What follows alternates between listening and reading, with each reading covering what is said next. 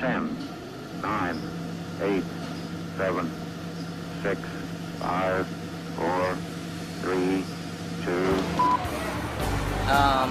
Ako si Ferdinand Tabago.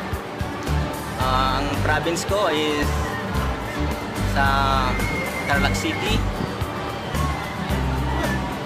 Tapos nagtatrabaho ko dito sa Maynila bilang receptionist. Habang nagtatrabaho ako, nakita ko ang SWA. So, yung una kong nakita ang SWA, kala ko scam yan. Hindi ako agad naniwala. Katunayan nga, inaano ko pa nga yan eh, tinutuligsa ko pa nga yan eh.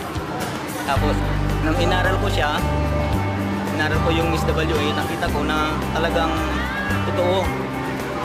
Totoong maraming kumikita. Kaya nung nakita ko ang SWA, tinawagan ko agad yung upline ko na si upline Ryan. Agad akong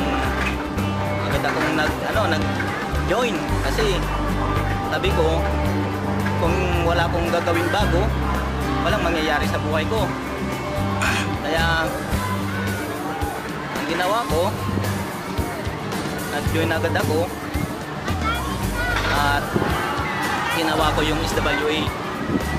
At napatunayan ko sa SWA na totoo talaga kasi imagine, wala pa akong ginagawa, kumita na agad ako ng $70. Nag-cycle agad ako. Doon ko napatunayan na talagang totoo ang SWA. Grabe. So, kaya kayo mga nagdududa pa dyan, grabe, hindi nyo nakikita kung gaano ang benefits na ibibigay ng SW sa atin. Katunayan, itong week na to, nag-pay out ulit ako. So, hindi ko pa nakukuha yung pera ko. Iniantay ko na lang yung pay out, request. So, baka next week makukuha na yung pera. Katunayan, bibili nga ako ng ng gadget ko, yung sound system. Yun na yung magiging Christmas gift ko sa ating sarili. At ang pampibili ko mismo, yung pini-out ko galing sa SWA. Grabe. Papakita ko yan sa picture bago matapos yung year na to, yung sinasabi ko ngayon.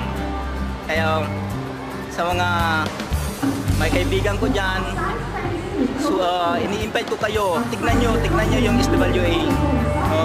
Hindi ko kayo pinipilit, tignan nyo lang kung gaano kaganda yung business, yung product namin. Sabi nga nila, hindi daw problema ng tao ang pera.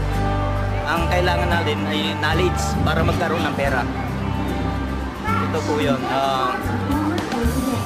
So, hanggang dito, hanggang sa sunod na pagkikita natin, magkikita-kita tayo. Yes to succeed.